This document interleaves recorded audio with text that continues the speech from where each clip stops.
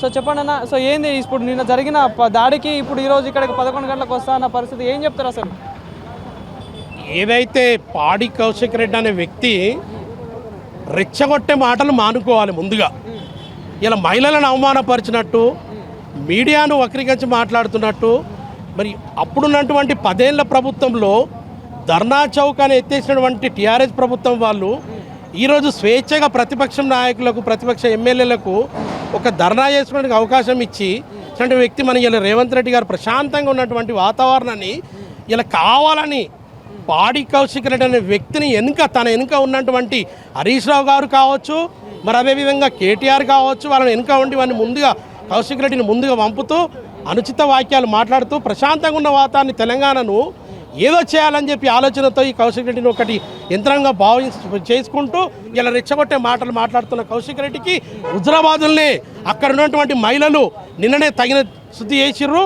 మరి ఇక కూడా తను ఎప్పుడన్నా ఇప్పుడు ఒక్కటే మేము సవాల్గా విడుతున్న సిద్దిపేట నుంచి వచ్చిన కౌన్సిలర్గా ఇలా కౌశిక్ రెడ్డి అనే వ్యక్తి శివరాజకీయాలు చేసి ఇలా మాట్లాడుతున్నాడు. కౌశిక్ రెడ్డి ఇలా అరకెపూడి గాంధీ మీద, అరకెపూడి గాంధీ అంటే 3 సార్లు శాసనసభ్యులుగా ఉండి తను ఒక సిస్టమ్గా ఒక పద్ధతిగా ఉన్న వ్యక్తి పైన నువ్వు ఇలా నీ వయసు ఎంత, ఒక వయసు గౌరవం ఇవ్వకుండా నిన్న ఎమ్మెల్యే ఎవరు అరకెపూడి గాంధీ గారు మా ఇంటికి వచ్చి నన్ను చంపడానికి, హత్యాయన చేయడానికి గుండాలను పెట్టుకొని వచ్చాడని చెప్పేసి కూడా ప్రధానంగా హరీష్ రావు గారు వీళ్ళందరూ ఆరోపిస్తారు. ఏం చెప్తారు?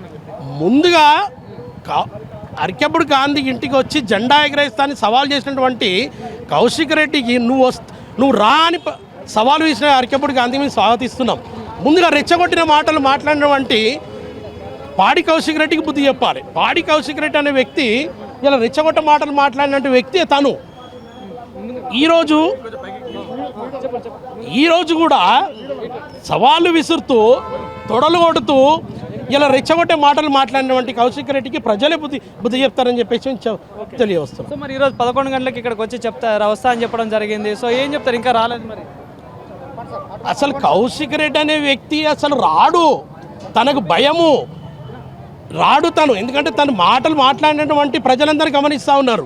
రెచ్చగొట్టే మాటలు మాట్లాడుతుంటే ఏ ముఖం పెట్టుకొని ఇక్కడికి వస్తాడు? ఆల్రెడీ మా అరకెపూడి గాంధీ ఎమ్మెల్యే గారు ఖచ్చితంగా నువ్వు రాకపోతే నేనే వస్తా అని చెప్పి వెళ్ళి సవాలు వేసినటువంటి మా అరకెపూడి గాంధీ అందరం కూడా సిద్దిపేట నుంచి మరి యావత్ తెలంగాణ కూడా తనకు స్వాగతిస్తున్నామని చెప్పేసి సభముఖంగా తెలియజేస్తుంది.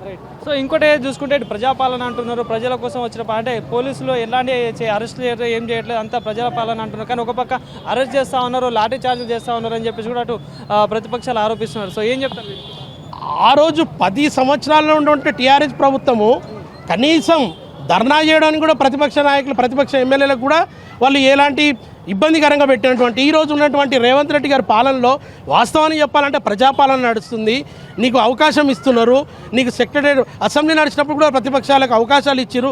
హరీష్ రావు గారు గంటలు మాట్లాడారు. మరి ఆ రోజున ప్రతిపక్షాన్ని ఏ రోజన్నా మాట్లాడినిచ్చారు అని చెప్పేసి సభముఖంగా అడుగుతా ఉన్నాం. సో ఇది పరిస్థితి ఇక్కడ. సో ఇక్కడ భారీ ఎత్తున అయితే ఆందోళన జరుగుతూ ఉంది. సో మరి చూసుకోవచ్చు, మనం లోపలికి వెళ్ళే ప్రయత్నం అయితే చేద్దాం. ఇక్కడ